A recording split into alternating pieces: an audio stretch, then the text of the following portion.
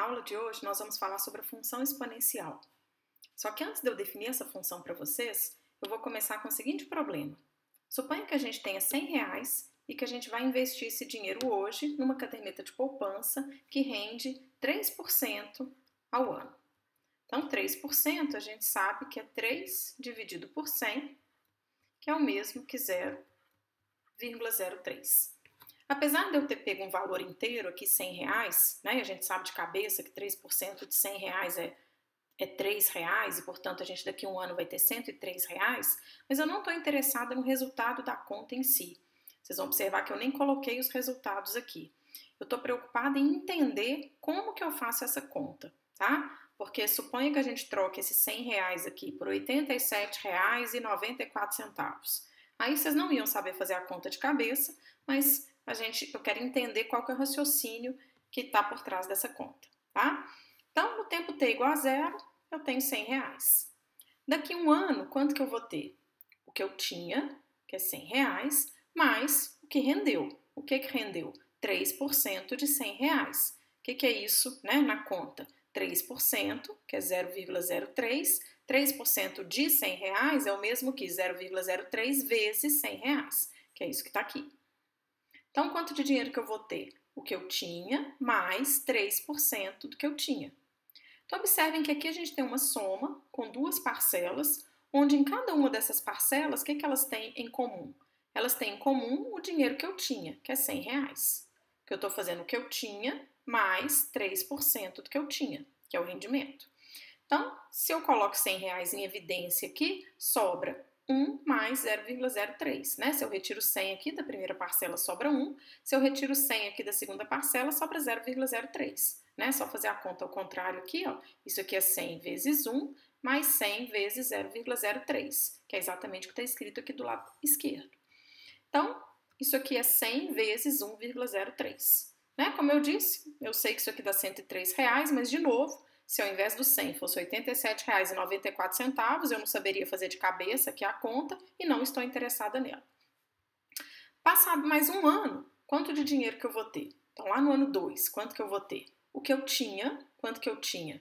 Eu tinha isso daqui, 100 vezes 1,03. Então, é o que eu tinha, mais o rendimento. Quanto que é o rendimento? 0,03 do que eu tinha.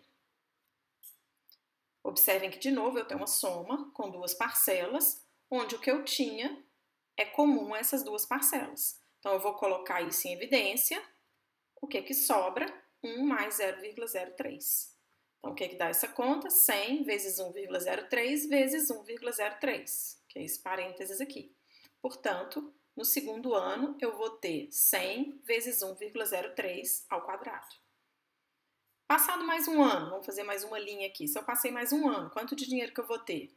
O que eu tinha, quanto que eu tinha? 100 vezes 1,03 quadrado. Então, era o que eu tinha, mais 3% do que eu tinha.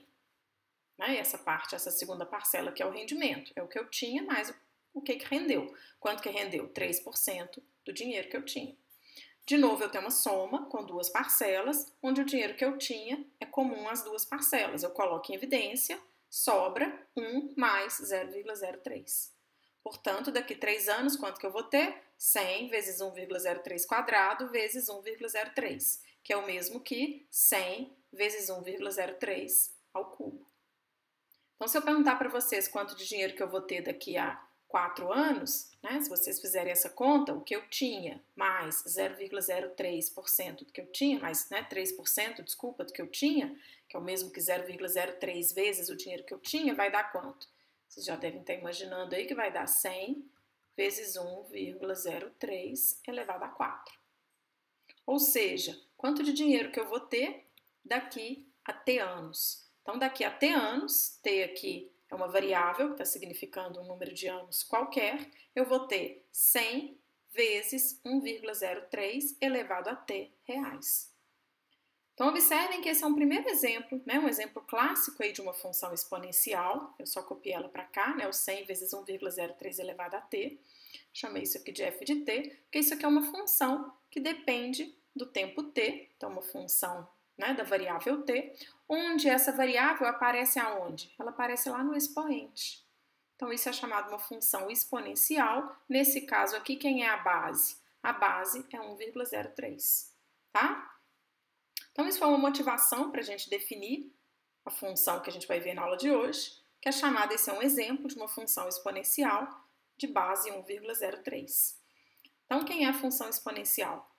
Então, eu vou pegar um número A, que vai ser a nossa base, ele pode ser, que no exemplo anterior era 1,03, mas esse número pode ser qualquer número real, positivo e diferente de 1. Tá? Diferente de 1 é só porque se a gente tiver a função 1 elevado a t, ou aqui eu vou voltar para a variável x, 1 elevado a x, isso é a função constante que a gente já estudou lá na função linear, então essa não nos interessa. Tá? Então é só para que eu não tenha função constante. E a base a gente sempre considera positiva.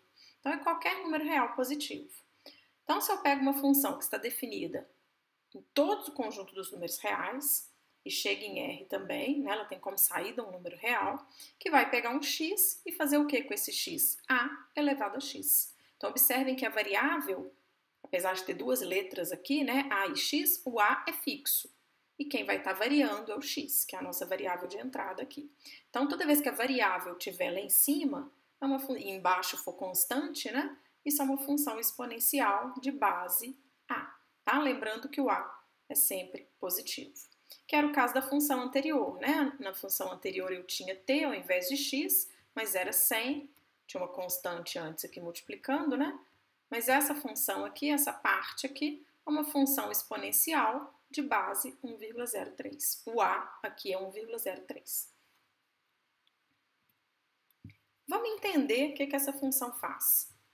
Então, lembrem-se que eu estou considerando essa função aqui, onde o A é uma constante fixa, o x que está variando. E lembrem-se que esse x, a gente definiu essa função aqui para qualquer x real. Então, qualquer número que eu colocar aqui em cima, eu tenho que entender o que é isso. Então, se esse x primeiro for um número natural, 1, 2, 3, etc., né? Eu tirei o zero aqui, mas depois a gente vai colocar o zero também. O que significa A elevado a um número natural? Então, A elevado a 1 vai ser o próprio A ao quadrado é A vezes A, né? 2 vezes. A elevado a 7, isso é A vezes A vezes A, 7 vezes. Então, A elevado a N, onde N é qualquer número natural, eu sei muito bem o que é essa conta. É A vezes A vezes A, eu vou multiplicar A por ele mesmo 7 vezes, ou N vezes, para qualquer N número natural. Então, uma observação importante é que esse resultado aqui, se o x for natural, é sempre positivo, porque o A é positivo. Então, estou multiplicando um número positivo por ele mesmo. Então, o resultado é positivo. Mas lembrem-se que a função exponencial não está definida só para os números naturais, ela está definida para os números reais. Então, o que acontece se eu passo para os números inteiros agora? Eu já vi para os números naturais, então aqui ficam faltando os números negativos. Então, o que seria A elevado a um número negativo? Então, por definição, A elevado a menos 1, peguei só números inteiros aqui negativos. Então, A elevado a menos 1 é 1 sobre A por definição. A elevado a menos 2 é 1 sobre A ao quadrado. E por aí vai. A elevado a menos 10 vai ser 1 sobre A elevado a 10. Então, a gente tem que A elevado a menos um número M, isso é o mesmo que 1 sobre A elevado a N. Então, lembrem-se que o A é positivo. Então, esses números aqui da coluna da direita vão ser todos positivos, porque eu estou pegando 1 e dividindo por uma potência de A, que A é positivo, então a potência dela é positiva, 1 dividido por um número positivo também é positivo. Ou seja, se o x é um número inteiro, o resultado de A elevado a x também é sempre positivo. Observe que nem zero dá, né? Sempre positivo. Nos números naturais também não dá zero, porque o A não pode ser zero, né? E você está multiplicando A por A um certo número de vezes, então também não dá zero nos números naturais, nem para os números inteiros. E além disso, é sempre positivo. Então já entendi essa função para os inteiros, só que ela está definida nos números reais. Então, vamos entender o que acontece se o x for um número racional. Então, se o x for um número racional, então fiz alguns exemplos aqui. O que é A elevado a meio, por exemplo? Então, A elevado a meio é o mesmo que a raiz quadrada de 1, de A elevado a 1. Raiz quadrada, a gente acaba que não escreve, né, o índice aqui da raiz, então quando não está escrito é raiz quadrada. Mas o que é A elevado a 1/3? Isso, por definição, é raiz cúbica de A elevado a 1. O que é A, por exemplo, elevado a 5/4? Isso é raiz quarta de A elevado a quinta. Então, observem que se eu tiver a elevado a uma fração, é sempre a raiz de índice, o denominador dessa fração. Então, o índice da raiz é o denominador da fração e o numerador da fração é a potência do a que eu vou elevar aqui dentro e calcular essa raiz, tá? Então, de novo, vamos ver o que dá esse resultado aqui como sinal. O a é positivo. Então, dentro da raiz, potências de a sempre vai ser positivo. Se o a é positivo, isso aqui é positivo. Raiz de um número positivo também é positivo. Também nunca dá zero. Só dá zero se o que está lá dentro for zero. O que está lá dentro não pode ser zero, porque o a não é zero. Então, potências de a também não são zero. Então, concluímos também que se o x for um número racional, a elevado a x também é sempre positivo. Nunca é zero e é sempre positivo. Aí fica faltando a gente entender só o que acontece se o x for irracional com essa função. Então, se o x for irracional, também vai estar definido o que é a elevado a x para um x irracional. Por exemplo, o que é a elevado a π? Observe que π é um número irracional. O que é a elevado a raiz de 2? Raiz de 2 também é um número irracional. Observe que eu não estou colocando número para o a, porque o a pode ser qualquer número positivo, tá? Lembra que ele é fixo. Quem vai variar é esse número aqui em cima, que é o expoente. Mas aí o que acontece? Qual o valor desses números aqui? O que essa função faz se o expoente for um número irracional? Aí aqui é aquela história de sempre aproximar pelos números racionais. Peguei o π aqui como exemplo. A gente sabe que o π é um número maior que 3,14, mas por outro lado menor que 3,15. Então o a elevado a π, ele vai ser um número que vai estar entre o a elevado a 3,14 e o a elevado a 3,15. Se essa função exponencial de base A for crescente, né? Se ela permanecer com essa ordem aqui do domínio, permanecer na imagem. Se ela for decrescente, né, isso aqui não muda, o π é sempre entre 3,14 e 3,15. Mas se a função for decrescente, então o a elevado a π vai ser menor que a elevado a 3,14 e maior que a elevado a 3,15. Observe que a ordem mudou aqui. Né? Mas então é dessa maneira a gente vai saber quando é que essa função é crescente e quando é que ela é decrescente. Daqui a pouco eu falo isso para vocês. Mas aí, sabendo disso, eu sei onde que vai estar o a elevado a π. Ele vai estar lá se aproximando pelos números racionais, né, que aproximam esse número irracional que você considerou. Tá? A mesma coisa para qualquer número irracional, qualquer expoente irracional. Então, e observe que se ele vai aproximar por números positivos, não tem jeito disso aqui também ser um número negativo, porque ele vai estar entre números positivos, tá? Então, também o resultado aqui é sempre positivo. Então, com isso, a gente mostrou que a nossa definição aqui inicial de função exponencial, que era essa daqui, eu pego uma base qualquer, positiva, né, um número real positivo, ela está definida de fato para todos os números reais. Acabei de entender o que significa isso daqui para qualquer x real, só que eu posso melhorar esse contradomínio aqui. Eu posso dizer que a função exponencial, ela sai dos números reais, mas agora eu consigo melhorar. Eu consigo dizer que ela chega nos números positivos. Ela tem como contradomínio o número real, vai ser um número real, mas eu sei mais, a imagem dela são os números positivos, maiores que zero. Tá? Então, o intervalo aqui é aberto no zero, que a gente viu que não tem jeito de dar zero também, nenhum exponencial dá zero, sempre um número positivo. Tá? Então, aqui que pega um x e manda em a elevado a x. Ou seja, isso aqui é maior que zero para todo x pertencente a R. Tá? Lembre-se que esse símbolo aqui é o símbolo, esse a de cabeça para baixo, é o símbolo de para tudo. Ok? Então, essa é a definição da nossa função exponencial e como que ela funciona. Então, agora, vamos ver alguns exemplos da função exponencial. Então, peguei um primeiro exemplo com a igual a 2. Então, minha função é a função 2 elevado a x. F de x igual a 2 elevado a x. Então, essa é uma função exponencial, que observe que a variável está lá no expoente, de base 2. Base fixa, número real, positivo, nesse caso 2. Então, fiz algumas contas aqui com alguns valores numéricos, né, inteiros aí, mas só para vocês entenderem que se eu pego 2 elevado a 2, dá 4. Se eu pego 2 elevado a 5, 32. 2 elevado a 10, 1024. 2 elevado a menos 2, lembre-se, é 1 sobre 2 elevado a 2, então é 1 sobre 4. 2 elevado a menos 3, por definição, é 1 sobre 2 elevado a 3. Então, isso vai dar 1 oitavo. Então, o que a gente observa só com esses valores que eu peguei aqui? Que, observe nesses três primeiros aqui, à medida que eu estou aumentando o expoente, 2, 5, 10, esses valores aqui estão aumentando. A mesma coisa a gente pode dizer aqui, ó. né? Só que aí de onde que eu estou aumentando? Do menos 3 para o menos 2 eu aumentei. Então, observe que de 1/8 para 1/4 eu também aumentei.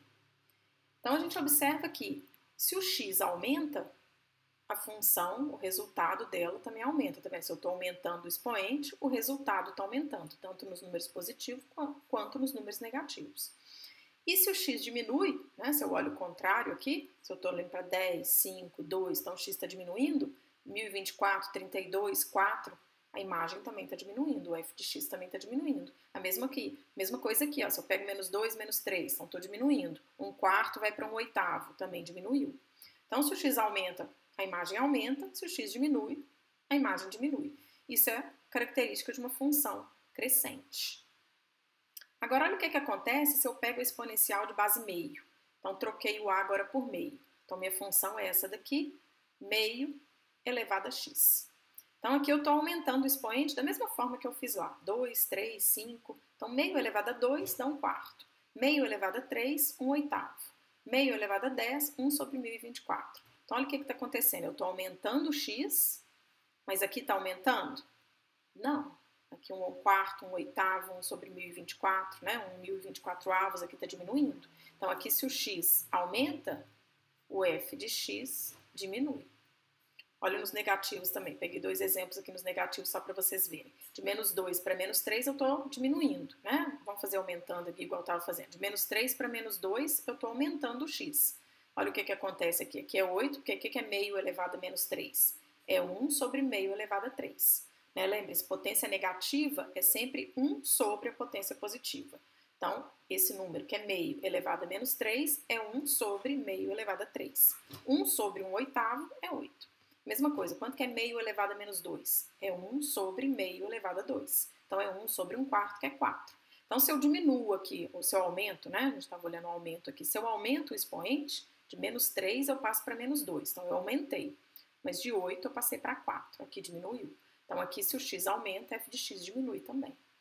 E da mesma forma que se o x diminui, né, o f de x aumenta. Então, observem que a ordem é trocada. Acho que eu coloquei isso aqui, né? A ordem é trocada, isso é característica de uma função decrescente. Então, o que a gente sabe da função exponencial é que, se a gente considera, eu peguei esses 2 exemplos aí para vocês, né, observarem isso, se a gente considera uma base a entre 0 e 1, foi o segundo exemplo que eu peguei lá, o a igual a meio, nesse caso aqui a gente sempre vai ter uma função decrescente. Agora, se a base a é maior que 1, foi meu primeiro exemplo lá, o a igual a 2, então nesse caso aqui a função é crescente. Então, observe que a base é super importante para a função exponencial, né? Depende muito da base.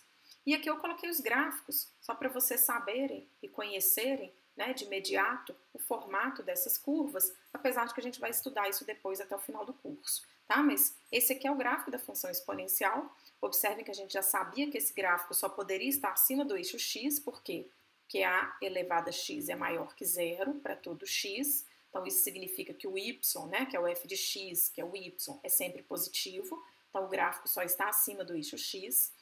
A gente vai ver, né, eu deixei para falar lá como uma propriedade, que a elevado a 0 é 1, quando eu defini lá na frente nos números naturais, lembre-se, eu não falei do 0, mas a gente vai dizer que a elevado a 0 é 1, então se o x for 0, o y é 1, então ele toca, né, esses gráficos aqui tocam o eixo y no ponto 1, esse ponto aqui, observem que é exatamente a metade aqui do 0,2, e cada um tem essa característica, tá vendo? Aqui é o decrescente, essa curva azul mais escura aqui, observem que ela nunca toca o eixo x, aqui por mais que vocês estejam vendo, né, parece que coincidiu aqui com o eixo x, mas a gente sabe que nunca toca, olha aqui, ó, para tocar o eixo x teria que ser igual a 0, e nunca é igual a 0, sempre é maior. Então aqui é o que a gente fala de um comportamento assintótico, ela vai aproximando cada vez mais do eixo x, mas nunca encosta.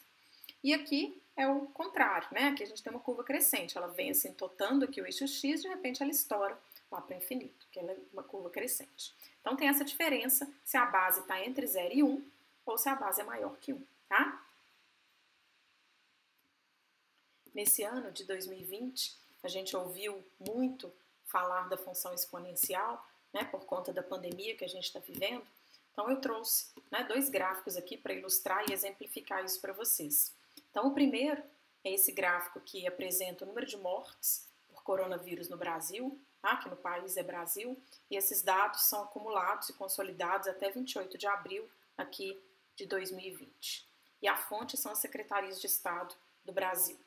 Então, observe que aqui no eixo X a gente tem a data e no eixo Y a gente tem o número de mortes ocorrido em cada dia, né, listado aqui no eixo X. Então, observe o comportamento da curva, né, que a gente tem aqui do acumulado.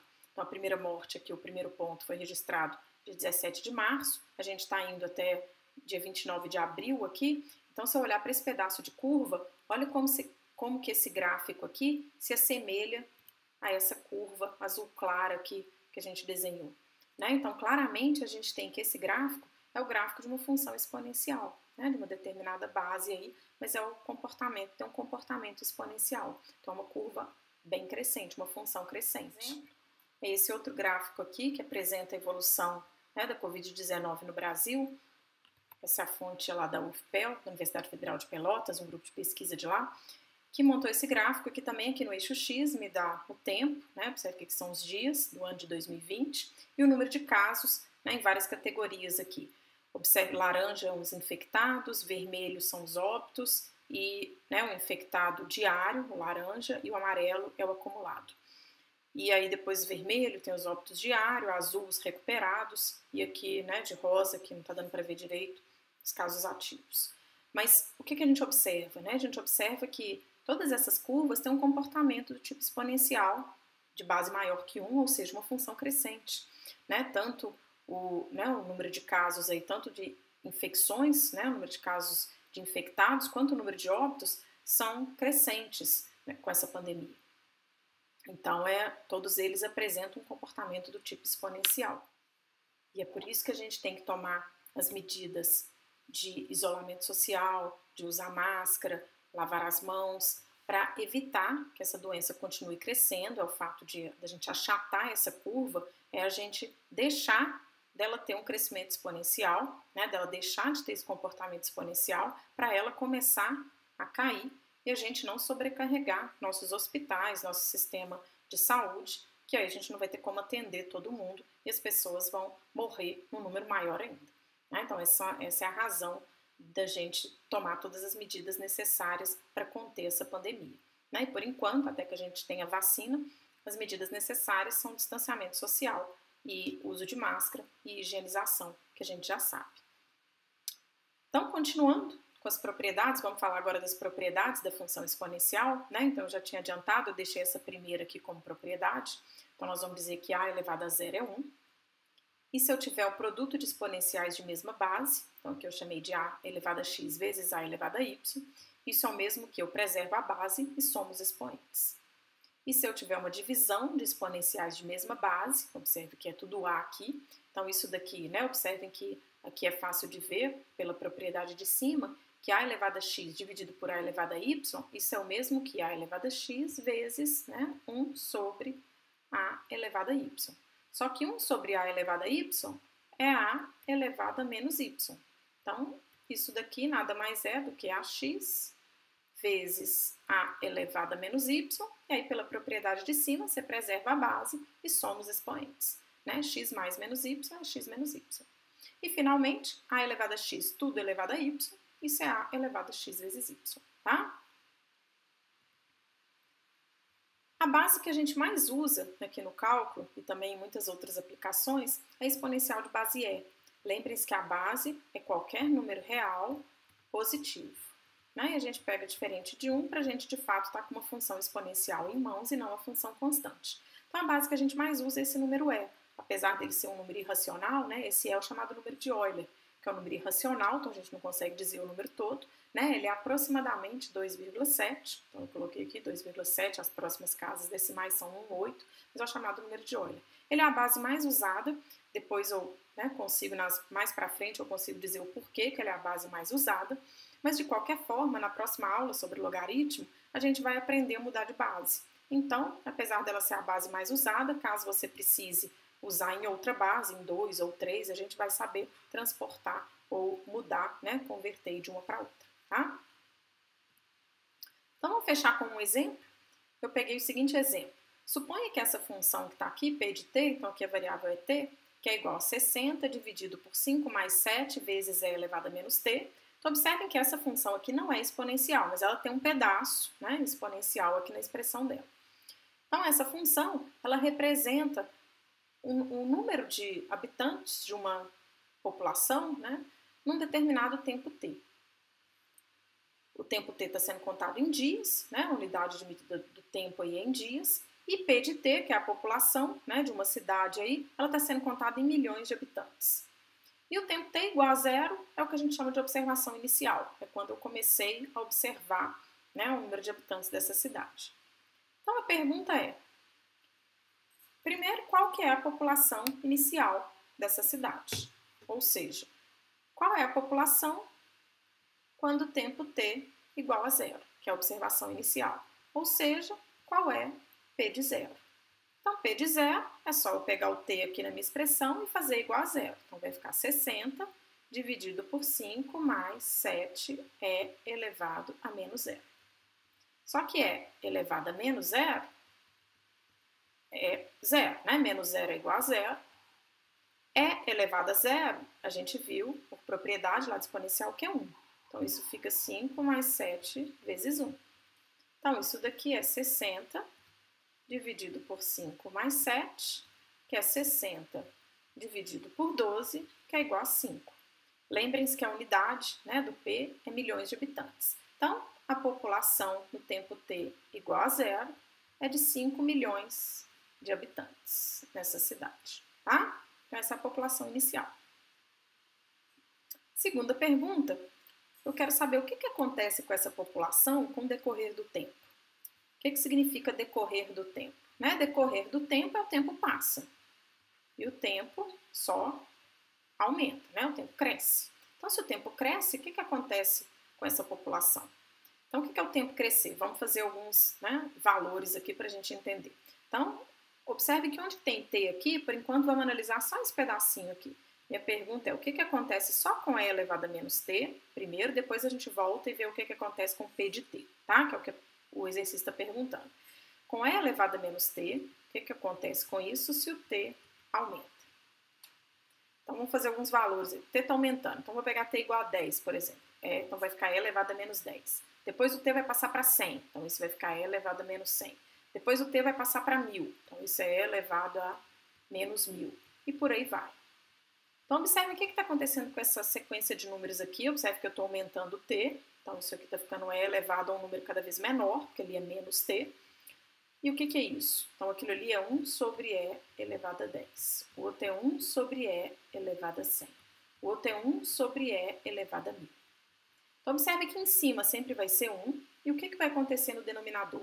O denominador aqui é e elevado a 10, e elevado a 100, e elevado a 1000. Então, eu vou fazer e elevado a um número cada vez maior.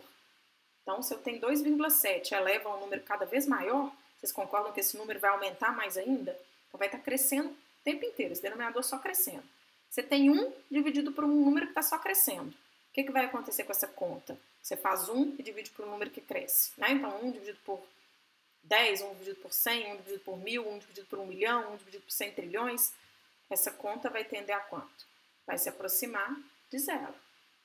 Então, e elevado a menos t vai para zero se t aumenta. Só que a pergunta não é o que acontece com e elevado a menos t, o que acontece com a população. E a população é isso daqui. Então, deixa eu ver se eu tenho mais slide aqui, tem. Né? Lembra que o P de t é 60 dividido por 5 mais 7 é elevado a menos t. Se isso daqui vai para zero, a gente viu que vai para zero se o t aumenta, né? Se o t aumenta, então o que vai acontecer com o P de t? Isso aqui vai para 60 dividido por 5 mais 7 vezes 0. Né? 7 vezes 0 é 0, 5 mais 0 é 5. Então, isso vai para 60 dividido por 5, que é igual a 12, no caso aqui, 12 milhões de habitantes. Então, a gente conclui que se o tempo passa, né, ou seja, no decorrer do tempo, que eu estou simbolizando aqui, se t aumenta, né, isso aqui é o decorrer do tempo, então, essa população, ela tende a se estabilizar em 12 milhões de habitantes. Isso que a gente acabou de concluir, dessa conta ali em cima. Tá? Então, à medida que o tempo passa, essa população vai se estabilizar em 12 milhões de habitantes. Terceira e última pergunta. Em quantos dias, após a observação inicial, teremos uma população de 10 milhões de pessoas? Então, a pergunta aqui, eu quero saber quantos dias. Então, eu quero saber o tempo. Eu quero saber o tempo que vai acontecer o quê? Que a população vai ser de 10 milhões de pessoas. Então, eu quero saber o tempo tal que P de T é igual a 10. Porque lembra que a unidade, né, a gente já está contando em milhões de habitantes. Então, a pergunta é, quando é qual T tal que P de T é igual a 10? Então, eu quero resolver essa equação aqui. P de T é 60 dividido por 5 mais 7 é elevado a menos T. Isso aqui igual a 10. Se eu multiplicar cruzado aqui, então isso vai ficar 60 igual, multiplica por 10 ali, dá 50, mais 70 é a menos T. Né? Subtrai 50 dos dois lados aqui, então vai ficar 10 igual a 70 é a menos T. Ver se eu tenho outro slide aqui. Tem. Né? Então, 10 é igual a 70 é a menos T. Paramos ali. Aí aqui tem várias maneiras de vocês pensarem, né? Eu gosto sempre de trabalhar com a potência positiva, então transformei o E a menos T em 1 sobre E a T. Multiplica cruzado de novo, então vai ficar 10 E a T é igual a 70. Ou seja, E elevado a T é 70 dividido por 10, que é 7. Então, parei aqui. A pergunta, lembra que eu quero T. Como é que eu tiro esse T aqui do expoente? Observe que o que a gente faz ao isolar uma variável é sempre aplicar as operações inversas a essa variável. Aqui minha variável está sendo exponenciada. Qual é a operação inversa de exponenciar? Então, o único jeito de eu saber esse T aqui é se eu aplicar a operação inversa da exponencial, que a gente vai ver que é o logaritmo. Então, para responder essa pergunta aqui, a gente tem que assistir a aula de logaritmo, que é a nossa próxima aula. Tá? Então, na próxima aula eu volto nesse exercício, ou, né, se eu esquecer aí, vocês voltem e terminem de resolver esse exercício para me dizer quanto que é, né, em qual tempo T que essa população vai ser de 10 milhões de pessoas. Tá? Então, até a próxima aula, não deixem de assistir, né, a próxima aula sobre logaritmo, onde eu também vou falar sobre mudança de base. Até lá!